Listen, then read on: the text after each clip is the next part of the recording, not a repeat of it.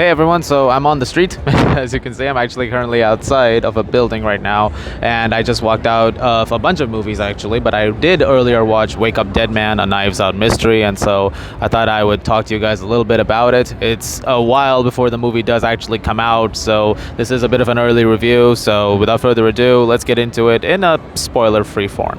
So of course, this is the third movie in the Knives Out trilogy, or the Benoit Blanc trilogy, if we're really being honest, and this one continues, the adventures of Benoit Blanc as he has a new case to deal with involving a murder that takes place at a church. And he's trying to figure out who the culprit is before it's too late or before the murderer does get away with it. And a lot of other characters are involved in this who could all be potential suspects, as each one of them seems to have some kind of a motive when it comes to how all of this has gone down. Now, obviously, I was very excited for this. If you are somebody who's been here for a while, then you know that I have a lot of love for the first two movies. I think Knives Out is fantastic. I thought Glass Onion was really, really great as well. Like, they're both really solid, and so naturally a third one is something that's going to have my attention. I was actually at the premiere of the third one. I got to see it with the cast and Rian Johnson attending as well. It was a really great experience, and it was wonderful seeing it with this massive audience as this world premiere was going down. This is a fantastic third entry in the trilogy, and really he is 3 for 3 now, Rian Johnson, when it comes to this trilogy. I think the way that he handles these storylines, or the way that he unravels each and every case, and as you get the answers and everything plays out, the way that it's done is phenomenal. And I loved what was done over here, especially because this one takes a lot of bizarre twists and turns, and things get very sinister, things get very bizarre, and some things may make no sense in terms of a conceptual level. But the way that the movie is able to pull all of those off, I think, is really, really great, and it just is a testament to how well it's written. It's darker than the first two movies, though. I will say that there are some more sinister places this goes, but it never loses the comedy. It's still extremely funny. It's very self-referential. It's very self-aware of certain things, and it very much takes into account certain jokes and certain things that are happening in the world and making it feel as hilarious as they do. And I think the movie excels at that. I think that all the movies in this trilogy excel at that. And the performances that you get out of it are all fantastic. Daniel Craig as Benoit Blanc is once again wonderful. He is extremely funny and charismatic, as only Daniel Craig knows how to do. And he does a great job over here. He has so much fun playing Benoit Blanc, and it's really great to see that once again. But in my opinion, the star of the movie has to be Josh O'Connor. I thought he did an excellent job. He added so much to the movie, and he brought so much charisma and comedy to it as well. I thought he nailed every single scene that he was in, and I think that it's very similar to how the first two movies you had a standout side character. So in the first one you had Ana de Armas, and the second one you had Janelle Monáe, and now you've got Josh O'Connor over here. The entire cast is really great. I mean, Josh Brolin, I already mentioned, he runs the church. I thought he did a really great job.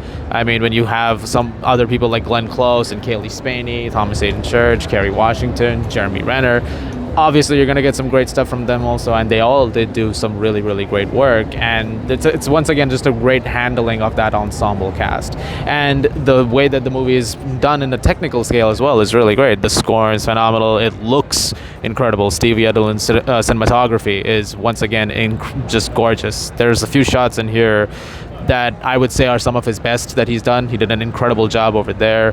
The production design, the way this church is shown, and how all of it just tells a story, every single facet of it, and making it all feel like these different puzzle pieces are being put together. Really, really great too. And just again, a credit to the amount of attention to detail and things that have gone into making it happen as well as it does when it comes to the other two movies as well as this one.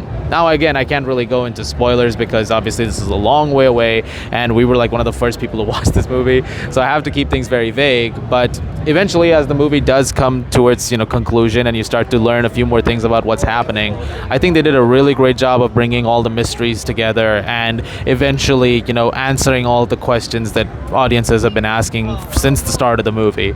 Eventually, I thought it led to a very satisfying conclusion, and in a very well executed conclusion.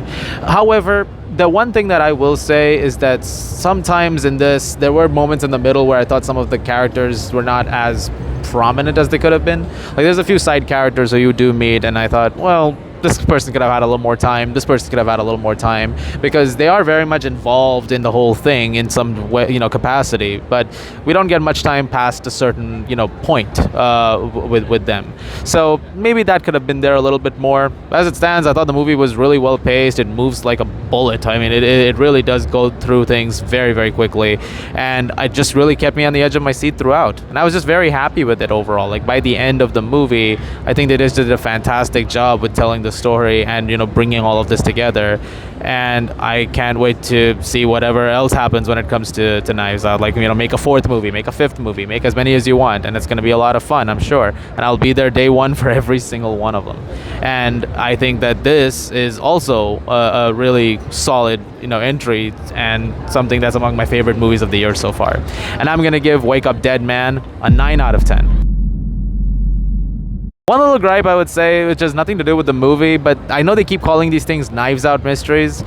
They're not. Like, I mean, the first one is the Knives Out story. The second and third are different stories. Like when the introduction was happening, he was saying this is the new Benoit Blanc mystery, which is really what it is. Just for marketing purposes, I guess they have to say Knives Out, but whatever. That's a little thing I wanted to mention there.